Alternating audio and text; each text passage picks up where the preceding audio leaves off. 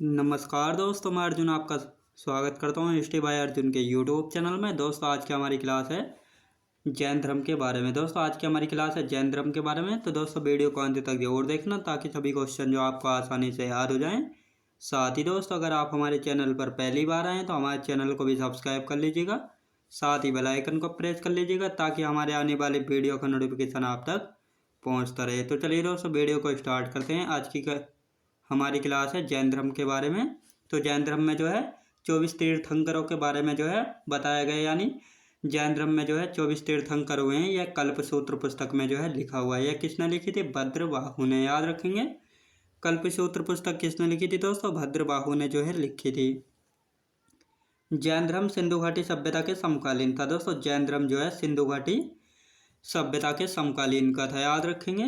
पहले तीर्थंकर कौन थे? ऋषभदेव थे पहले तीर्थंकर, जिन्होंने 2 शिक्षाएं दी थी, अहिंसा और अपरिग्रह। याद रखें दोस्तों, अपरिग्रह और अहिंसा, यानी किसी भी प्राणी की जो है अहिंसा जो है नहीं करनी चाहिए। और अपरिग्रह का मतलब होता है दोस्तों धन न संचय करना, यानी धन इकट्ठा जो है नहीं करना। इनके प्रतीक चिन्ह क्या क्या थे दोस्तों? इनके प्रतीक चिन्ह है सांड या बैल। याद रखें दोस्तों, इनका प्रतीक चिन्ह था ऋषभदेव का, जो कि पहले तीर्थंकर थे जैन धर्म के। इनका प्रतीक चिन्ह था सांड। इनके उपनाम क्या क्या थे दोस्तों?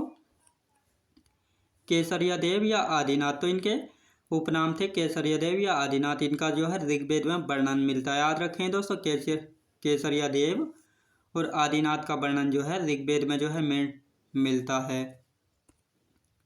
अब ऋग्वेद का संकलन कब हुआ था दोस्तों? ऋग्वेद का जो संकलन किया गया था कब हुआ था? तो पूर्व वैदिक काल में हुआ था।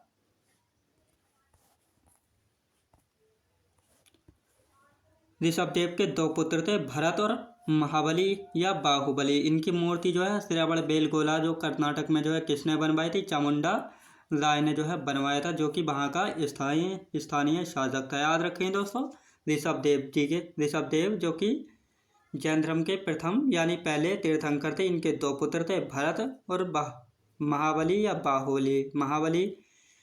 या बाहुबली की मूर्ति जो है श्रावण बेलगोला में जो है कर्नाटक में किसने बनवाई थी? चामुंडा राय ने जो है बनवाई थी। दूसरे तीर्थंकर कौन थे? अजीतनाथ थे, जिनका प्रतीक चिन्ह था हाथी। तीसरे तीर्थंकर कौन थे? संभवनाथ थे, जिनका प्रतीक चिन्ह था घोड़ा। 21वें तीर्थंकर कौन थे? नमीनाथ थे, जिनका प्रतीक चिन्ह क्या था? नीलकमल था। याद रखें दोस्तों, 21वें तीर्थंकर थे नमीनाथ, जिनका प्रतीक चिन्ह था नीलकमल। 22वें तीर्थंकर कौन थे? अरिष्टि नेमी या नेमिनाथ। ये थे 22वें तीर्थंकर। इनका प्रतीक चिन्ह था शंख। याद रखें दोस्तों, इनका प्रतीक चिन्ह था शंख। अब आते हैं दोस्तों 23वें तीर्थंकर, जो कौन थे? पार्श्वनाथ थे। ये निर्ग्रंथ भी जो है इनको कहा गया है। इनका प्रतीक चिन्ह था सर्प या सांप। याद रखें दोस्तों, 23वें तीर्थंकर कौन थे? पार्श्वनाथ थे। इनको निर्ग्रंथ कहा गया है और इनका प्रतीक चिन्ह था सर्प या सांप। याद रखेंगे, इन्होंने 4 शिक्षाएं दी थी। 4 शिक्षाएं या महाव्रत भी बोला जाता है। तो सत्य, अहिंसा, असत्य और अपरिग्रह। तो इन्होंने 4 शिक्षाएं दी थी, यानी सत्य, हमेशा सत्य बोलना चाहिए। दूसरा, अहिंसा नहीं करनी चाहिए। अस्तेय यानी चोरी नहीं करना चाहिए, या किसी की वस्तु जो है उसकी अनुमति के बिना नहीं लेनी चाहिए और उसके बारे में जो है अपनाना नहीं सोचना चाहिए। अपरिग्रह क्या होता है? धन संचय न करना है, यानी धन संपत्ति जो है इकट्ठा न करना, अपरिग्रह। तो ये 4 शिक्षाएं दी थी पार्श्वनाथ जी ने। याद रखेंगे, जो कि 23वें तीर्थंकर थे जैन धर्म के। ये कौन थे? काशी के राजा अश्वसेन के पुत्र थे। याद रखेंगे। 24वें तीर्थंकर दोस्तों, अब आते हैं 24वें तीर्थंकर कौन थे? महावीर स्वामी थे 24वें तीर्थंकर। इनको वास्तविक संस्थापक भी जो है कहा जाता है जैन धर्म का। 5वीं शिक्षा इन्होंने क्या जोड़ी थी? ब्रह्मचर्य। याद रखें दोस्तों, इन्होंने 5वीं शिक्षा ब्रह्मचर्य यानी 5वां व्रत जो है, महाव्रत कौन सा जोड़ा था? तो ब्रह्मचर्य जोड़ा था। यानी 4 शिक्षाएं तो दी थी, पार्श्वनाथ जी ने दी थी, सत्य, अहिंसा और अस्तेय। और चौथी कौन सी थी? चौथी थी अपरिग्रह। और 5वीं महावीर स्वामी ने जोड़ी थी ब्रह्मचर्य। इनका प्रतीक चिन्ह क्या था दोस्तों? महावीर स्वामी का प्रतीक चिन्ह था शेर या सिंह जो है। महावीर महावीर स्वामी का जो है प्रतीक चिन्ह था। जन्म कब हुआ था इनका? 540 BC में हुआ था। कुंडग्राम वैशाली में जो है महावीर स्वामी का जो है जन्म हुआ था, कुंडग्राम वैशाली में 540 BC में। मृत्यु कब हुई थी? 468 BC में। 468 BC में पावापुरी पटना में जो है इनकी मृत्यु हुई थी। दीपावली के दिन याद रखें दोस्तों, दीपावली के दिन जो है इनकी मृत्यु हुई थी 468 BC में पावापुरी पटना में। पिता कौन थे इनके? सिद्धार्थ। दोस्तों पिता के सिद्धार्थ जो कि 11 कुल या इक्ष्वाकु वंश से संबंधित जो है संबंध रखते थे। माता कौन थी इनकी? त्रिशला थी। याद रखें दोस्तों, माता थी महावीर स्वामी की त्रिशला, जो कि लिच्छवी कुल से संबंध रखती थी। चेटक की बहन थी। याद रखें दोस्तों, चेटक की बहन थी। बचपन का नाम क्या था? वर्धमान। दोस्तों बचपन का नाम था महावीर स्वामी का वर्धमान नाम था बचपन का, याद रखेंगे। पत्नी कौन थी? यशोदा थी। याद रखें दोस्तों, पत्नी थी इनकी यशोदा। इनकी पुत्री कौन थी? अनुजा प्रियदर्शनी जो है इनकी पुत्री थी, यानी इनकी पत्नी कौन थी? यशोदा थी और पुत्री थी अनुजा प्रियदर्शनी, महावीर स्वामी की जो है पत्नी थी। दामाद कौन थे इनके? दोस्तों दामाद थे इनके जमाली। याद रखें दोस्तों, दामाद थे इनके जमाली। पहला उपदेश इन्हें ही दिया था अर्धमागधी भाषा में। पहला उपदेश इन्होंने किस व्यक्ति को दिया था? जमाली को दिया था, जो कि इनका दामाद था। किस भाषा में दिया था? अर्धमागधी भाषा में जो है इन्होंने अपना पहला उपदेश दिया था जमाली को। और इसके बाद जो है इनकी जैन धर्म की भाषा जो है बाद में प्राकृत हो गई थी। दोस्तों जैन धर्म की भाषा जो है बाद में जो है प्राकृत हो गई थी। 30 वर्ष की अवस्था में जो है अपने भाई नंदीवर्धन से जो है अनुमति लेकर जो है गृह त्याग किया। दोस्तों 30 वर्ष की अवस्था में जो है अपने भाई नंदीवर्धन से जो है अनुमति लेकर जो है गृह त्याग किया। अनुमति यानी जब इनके पिता की मृत्यु हो गई थी तो इनके बड़े भाई नंदीवर्धन राजा बने थे। तो इन्होंने जब ये 30 वर्ष के हुए थे तो इन्होंने जो है अपने भाई नंदीवर्धन से जो है अनुमति लेकर गृह त्याग किया।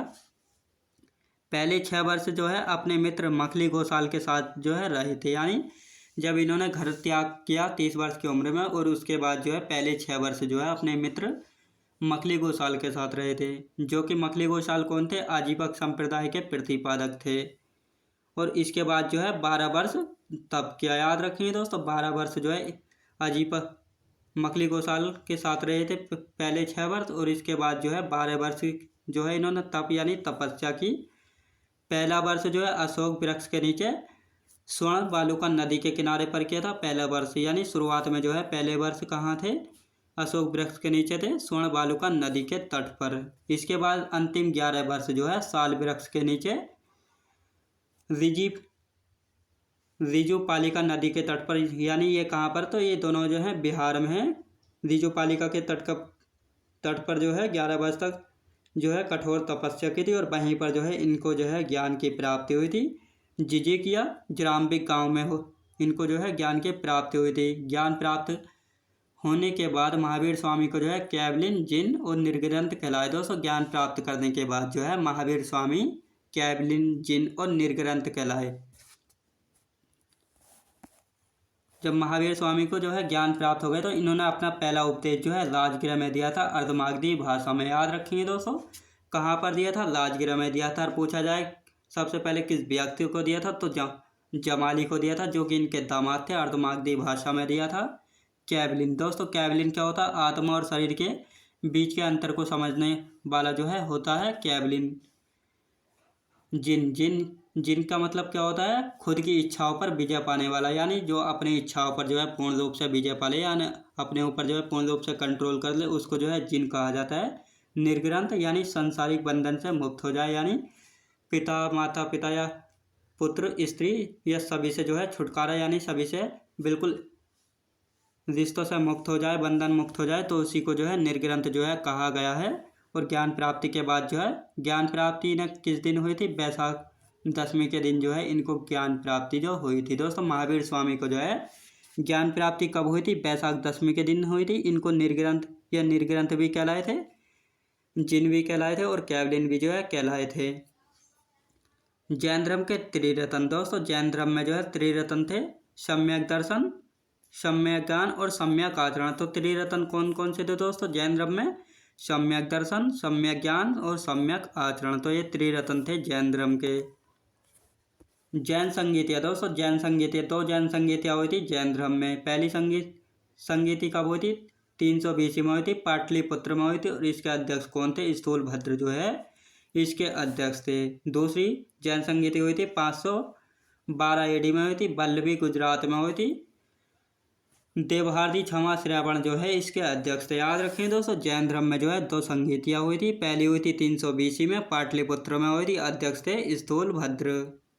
दूसरी जैन संगीति जो है 512 AD में हुई थी, वल्लभी गुजरात में, देवार्दी क्षमा श्रावण इसके अध्यक्ष थे। याद रखें दोस्तों, जैन धर्म में कसाय या कारण। दोस्तों जैन धर्म में जो है 3 कसाय या कारण थे। तो पहला था क्रोध यानी गुस्सा नहीं करना चाहिए। दूसरा था माया, धन माया वगैरह जो है नहीं छोड़ना चाहिए, नहीं जमा करना चाहिए। और तीसरा था जो है अपने मान सम्मान की जो है अपेक्षा नहीं करनी चाहिए कि यह मुझको मान सम्मान करे। तो ये दूसरों के ऊपर जो है निर्भर नहीं रहना चाहिए। ये तीनों जो है दुख के कारण, यानी जैन धर्म में जो है कसाय बताए गए हैं दुख से जो है मुक्ति पाने के लिए। याद रखिए। जैन साहित्य दोस्तों, जैन साहित्य को जो है आगम कहा जाता है। दोस्तों जैन साहित्य को जो है आगम कहा जाता है। जैन साहित्य में यानी आगम में जो है 14 पूर्व, 12 उपांग और 6 क्षेत्र शोधक जो है बताए गए हैं। जैसे बौद्ध साहित्य में जो है जातक कथाएं बताई गई थी और जैन धर्म में जो है आगम बताए गए। आगम में जो है 14 पूर्व हैं, 12 उपांग और 6 क्षेत्र सूत्र। याद रखेंगे। जैन धर्म की शाखाएं दोस्तों, जैन धर्म की जो है 2 शाखाएं हैं, यानी जैन धर्म भी जो है लास्ट में 2 शाखाओं में जो है विभाजित हो गया था। पहले था श्वेतांबर, इसके अध्यक्ष कौन थे दोस्तों? स्थूलभद्र थे।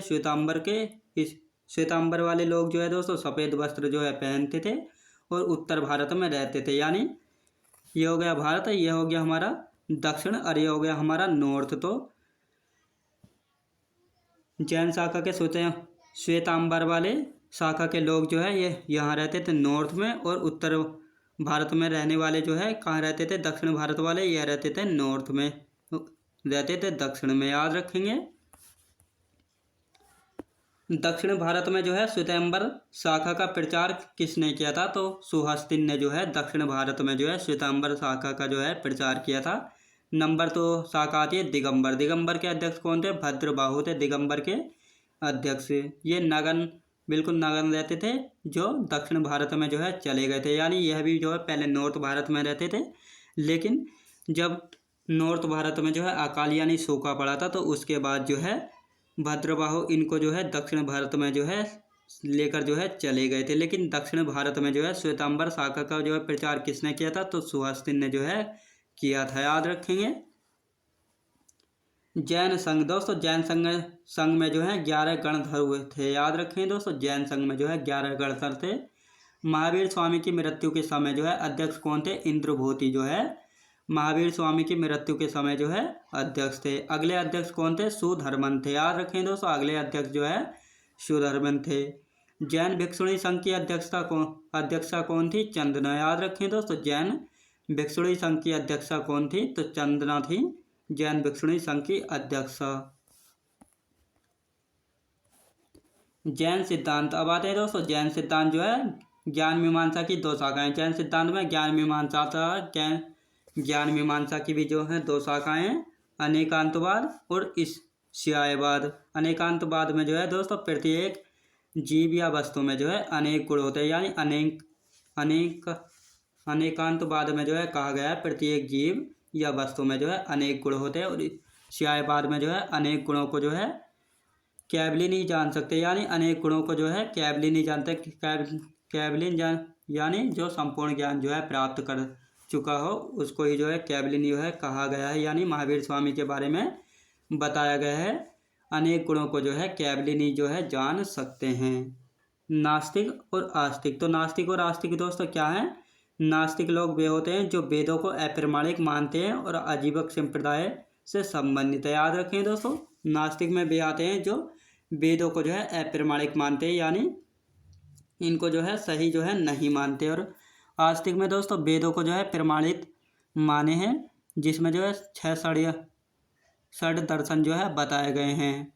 तो 6 षड दर्शन कौन कौन से दोस्तों? पहला था गौतम ऋषि ने दिया था न्याय दर्शन, कपिल ऋषि ने दिया था सांख्य दर्शन, कणाद ने वैशेषिक दर्शन, पतंजलि ने योग, जैमिनी ने पूर्व मीमांसा और बादरायण ने जो है उत्तर मीमांसा। याद रखिए दोस्तों।